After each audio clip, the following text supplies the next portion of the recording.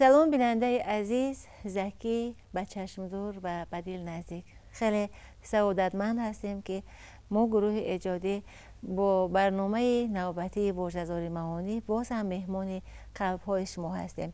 این مراتب مهمان هستند در برنامه ما شاعر و همزمان رئیس نشریات استقبال صبرین و صحبت خواهیم داشت اطراف نشریات، اطراف کتاب‌های تازه ایجاد، اطراف ایجاد تازه شاعر و مطمئن هستیم که به حیث یک نفر خواننده کتاب که از همین نشریات تولید می شوند و امید میکنیم که به دست شما می رسند و به حیث خواننده شعر نو شاعر توجه خواهید کرد به برنامه ما و محتوای صحبت ما.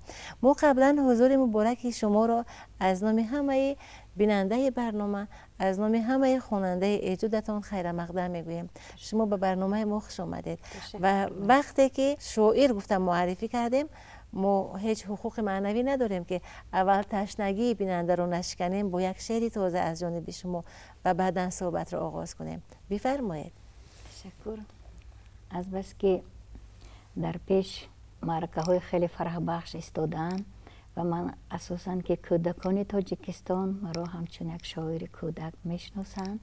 هرچند که غزل های خیلی نوبی عاشقانه دارد، ترانه های بسیار شیرین و گوارا و دلچسب دارد، اما خودتان اقرار میشوید این از نگاه خودتان است که فقط من زیاد کودکان را دوست دارم. بله. و امروز اطراف همین ایجاد برای کودکان اگر که باشد میخواستم یک شعری و تازگی ایجاد کردگی را که همین در عرفه 2-3 روز آخر تولید شد و این یک هدیه نو برای کودکان است. با همین آغاز کنم. بفرمایید. شما شعر تازه میخونید، ما به حیث والدین ان همین کودکان عاشقانه توجه میکنیم. تشکر. این شعر نام دارد مهمانک. از شهر آمد دخترک و دهه غزنترک. یک دخترک گل بر سرک، پرپر زنان کبوترک.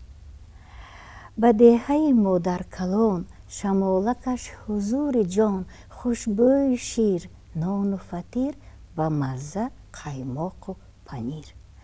آمد به دهه دخترک، شیرین زبان و دلبرک، از این درک و این درک مهمانک غزنترک. آفرین، سلامت باشد. برای شعرهای بچگانه هم حتما بایستی که منبع الهام چیزی یا کسی شود همین ترانه؟ بله البته. برای نوشتن شعرهای کودکانه پیش از همه این منبع الهام خود کودکان است. کجای کدام خانه کوچه خوب کجایی که نباشد، وقتی که با یک کودک شما دوچار می آید، این کودکان آنقدر آینه صاف هستند که در چشم و در گفتگوی و در خنده و در همه گفتار و رفتارشان الهام است. یک چیزی نو است، یک چیزی تازه است. بنابر همینم اونهایی که برای کودکان ایجاد میکنن دست اول کودکان را دوست میدارن. بی محبت به کودکان، بی مهر خاصه به کودکان دشوار است برای آنها شعر گفتن.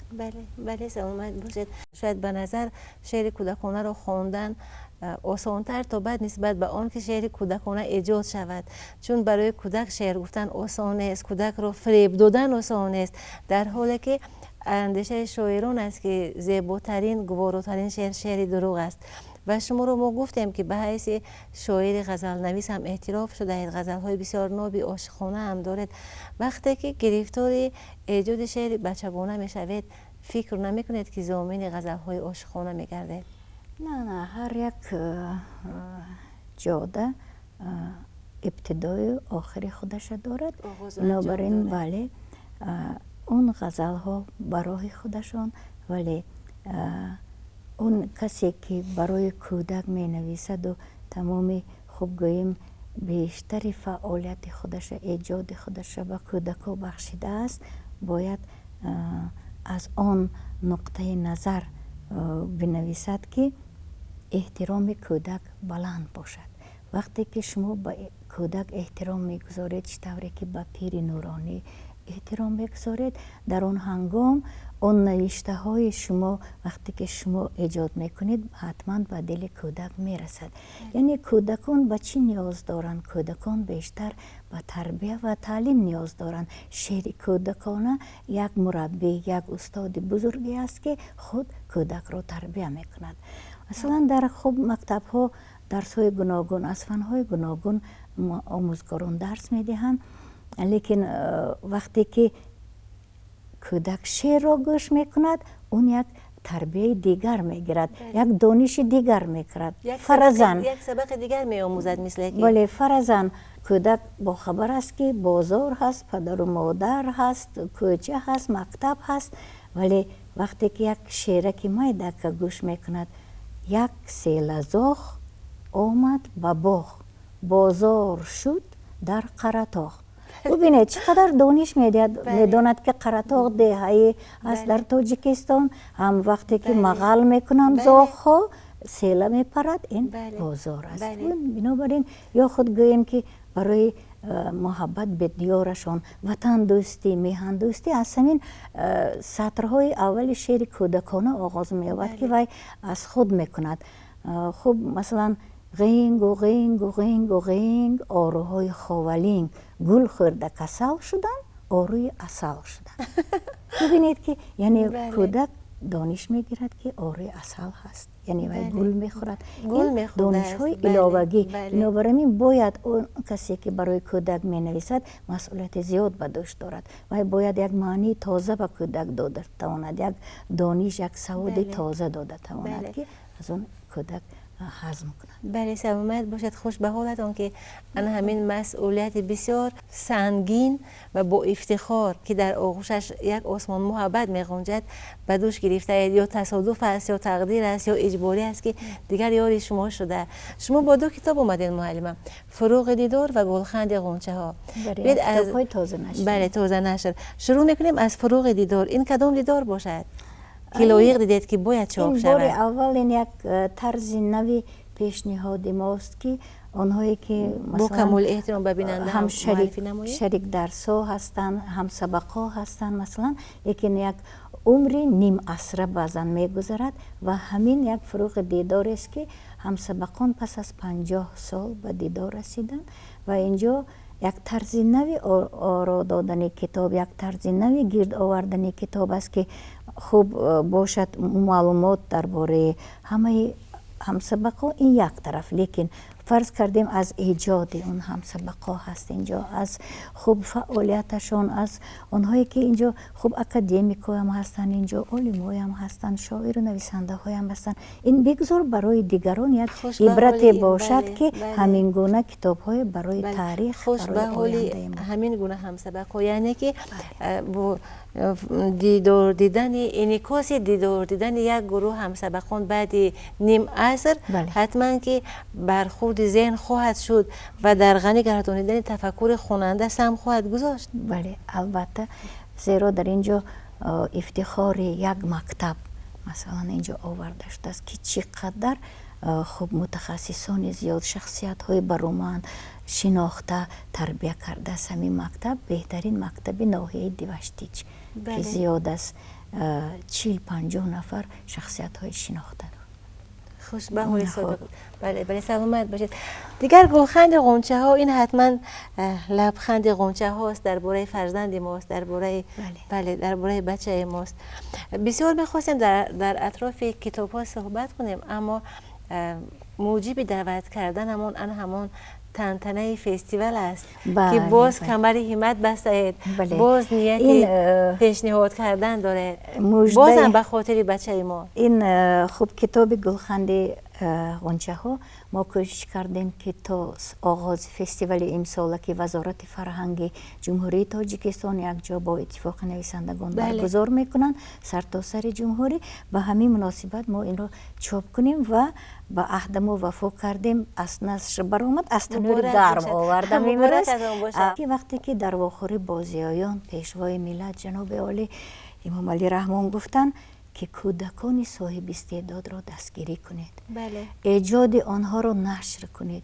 اونقدر آنها را روح بلند هوسمند سازید که از این استعدادها شخصیت‌های برآمد تربیت یابند. و اینک اولین پیام، اولین مژده ما از کودکای صاحب استعداد ناحیه ترسنزاده که اینجا محفل وارثان ترسنزاده دارن و ببینید که اینجا همه خب شما معرفی کنید. روحت فرق نداره. اینجا همه کودکانی که شعر می نویسن، اینجا خوب دخترکا بچه‌کایی که همه زاده ترسنزاده. من با شخصیت های بزرگ من با دو قهرمان شعر بخشیدن. من اینجا خوش به اسماعیل جان خیلی شعر خوب است و در اینجا نزدیک 36 نفر استعدادهای جوان رو ما در بر میگیرد این کتاب و ما نشر کردیم. و انا همین 36 نفر زیاد شعرهای ایشون زیاد تحریر شدن یا کمی در کم؟ اینجا البته محرر به تحریر نمی شود. اینجا محرر شاعری محبوب کودکان جوره هاشمی طور آماده کردن که شعر خودشون نگاه داشته شده، بعضی وایهای محتوا گم نشد. بله. در وزن هنوز که در وزن و قافیه بعضن وایها می شود. اینجا کم تحریر کردیم ولی کتاب خوب آماده کردیم برای که بایستی همین گونه می بود. بگذار که این یک عبرت باشد در تمام ناحیه های تاجیکستان، از بس که مردم ما شعر دوست هستند این گونه کودکان زیاد هستند و باید ما آنها رو دستگیری کنیم. خود نشریات استقبال که تا امروز نزدیک 300 نامگوی کتاب ها به نشر رسانده است. خوش به حالت. این کتاب نوبتی ما از ایجاد کودکان است. به نزدیکی ما با تیار کردیم 50 نفر کودکانی صاحب استعداد که آنها شاعر، نویسنده، رسام، آهنگساز هستند و نیت داریم که آنها را به چاپ رسانیم. سلامت باشد. و حتما که این کتاب ها هم معرفی می شوند در این فستیوال. البته ما نیت داریم که در حضور یک گروه شاعر و نویسنده ها در مقامات، اونجا از مقامات حکومت می شوند، کودکان در اونجا حضور دارند. این مراتب واقعا همه خواستیم همین سوال پیش گذاریم که این مراتب فستیوال با چی گونه برنامه تحریزی شده؟ چی هوا و هوس داره؟ چی نیت داره؟ از کجا آغاز میکنید؟ در کجا خاتمه میبخشید؟ میدونید فستیوال این ساله در حقیقت فرق دارد از فستیوال سالهای پیشین، چون که با ابتکار اتفاق نویسنده ها از بس که روزهای بارانی زیاد می شدن در آغاز اپریل برگزار می گشت، یک هفته دوام می کرد. در نتیجه با ابتکار اتفاق نویسنده ها پیشنهاد شد و وزیر فرهنگ تاجیکستان هم رضایتشون دادن. این بار فستیوال از 15 اپریل آغاز می یابد، یک ماه دوام می کند و 15 می تمام می شود. یعنی سیناری که آماده شده است یک سیناری بسیار پرمحتوا، یک سیناری بسیار پرمضمون که محبت یوسف آن را نوشتند. این کتاب داره خیلی شناخته هستند و برای این تجربه زیاد دارند. آغاز می شود بخشیده به 140 سالگی اساسگذار ادبیات معاصر تاجیک صدرالدین عینی با نام صدرالدین عینی استاد بشریت و جنبست می شود 15 می بخشیده به روزی بهترین شاعر کودکان. خب استاد سخن عبید رجب، بله، شاعر خلق تاجیکستان عبید رجب. بله. کجا سفر میکنید؟ این بار میدونید تمام شاعر نویسنده ها با گروه ها تقسیم شدن و با ولایت ها می روند و این بار امکانیت دارند که هر یک ولایت از یک ولایت باز به ناحیه های گوناگون روند. مثلا به ولایت سوخت آنجا ناحیه های گوناگون است، یا که بدخشان، یا که منطقه رشت، یا که ختلان. این بار من موظف شدم که به ولایت ختلان سفر کنم و انشالله با کودکای سرشمار میخوریم و من باور دارم که این کودکان باز خیلی شعردان و شعردوست هستند. آنها خیلی انتظاری میکشن هر سال شاعر و نویسنده ها را و ملاقات های ما انشالله گرم خواهد بله کوشک در همین ملاقات ها فقط اهل ادبی که چهره علاقه شناخته هستند خواهند رفت به استقبال خواننده، یا مثلا از شمار ایجادکارهای جوان، از شمار همین بچه هایی که غنچه هایی که شعر میگویند، اینها هم هستند؟ اینطور است که اینجا از جانب اتفاق نویسنده ها و وزارت آن شاعر و نویسنده هایی که برای کودکان می نویسند آنها را موظف کردن، ولی وقتی که ما به ولایت ها میریم اونجا شعبه اتفاق نویسنده ها هست، اونجا با شاعر و نویسنده هایی که می نویسند برای کودکان اونا با ما همراه می شوند و بعدا وقتی که به مکتب رفتیم، به مکتب ها رفتیم علاقه این بار کودکای صاحب استعداد هم اونجا هنرنمایی میکنن، شعر میخونن، شعر خودشون میخونن، اون آزمون ها می شود اونجا. بله. امسال که سال رشد سیاحی و هنرهای مردمی است، این بار من نیت دارم که خیلی کودکان فعال باید باشند و هنرهای خود را می نمایند با جز که ایجادشان را نشان میدهند. بله سلامت باشد. و این اولین فستیوال نیست و احساس می شود که همین فستیوال که چند مراتب شد علاقه پیشنهاد می شود فیض برکت آورده باشد. در راه و روش کار منفعت آورده باشد. حتما وقتی که هر سال همین فستیوال ها من اکثر هر سال اشتراک میکنم، سال به سال این دایره فراگیری فستیوال زیادتر است. خاصه من اون در خود شهر دوشنبه تمام مکتب ها، گیمنازی ها، لیسه ها، لیکن وقتی که به ولایت ها میرید تا دورترین دهه ها نیز ما سفر میکنیم و اینجا البته فستیوال چی میدهد؟